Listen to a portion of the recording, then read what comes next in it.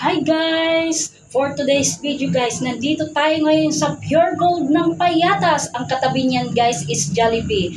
Napakalaking improvement talaga ng Payatas ngayon guys, no? Sa tagal-tagal ng panahon. And then, papasok sana kami dyan ng anak ko. Excited sana ako dyan. Hindi ko naman akalain na ganyan pala kadami ng mga tao dyan sa labas. Oh my gosh, ang init-init pa naman. Ayaw ko nang makipila. Sabi din ng anak ko, ma, wag na talaga tayong pumila dyan. Mangangamoy asim lang tayong dalawa dyan. Charet. Hindi ko naman nakalain na ganun kadami yung pila-pila dyan sa labas. Sabi ko, sige, maybe next time na lang tayo pupunta dyan. Pero yung iba dyan, hindi naman talaga yan bibili. Makikiasyuso lang. Hindi naman din bibili talaga yan sa loob, no? Ganun talaga, no?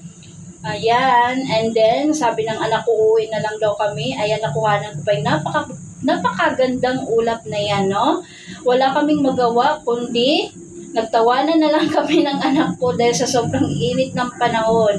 Ayan pa si Jollibee, oh. Laking ayan. Naglalakad na lang kami ng anak kong makulit. Ayan, oh. Piling pogi na naman siya. Oh. Anong sinasabi mo sa akin? Oh, ayan. Nakakita na naman ako ng yung parang gasoline station yata yan guys. Sobrang laki talaga ng improvement ng mga taga-Payatas. Kaya mabuhay ang mga taga-Payatas.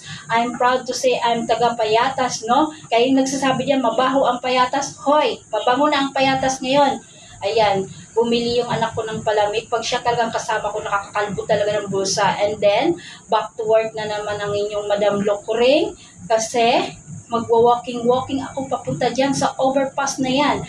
Yung overpass na yan, mamaya aakyatin ko yan kasi dyan ako mag-aabang ng MRT papunta doon sa Ayala Station. And then we're going to be GC. Back to work na naman to bukas guys. Gabakbakan na naman to sa trabaho guys. Ayan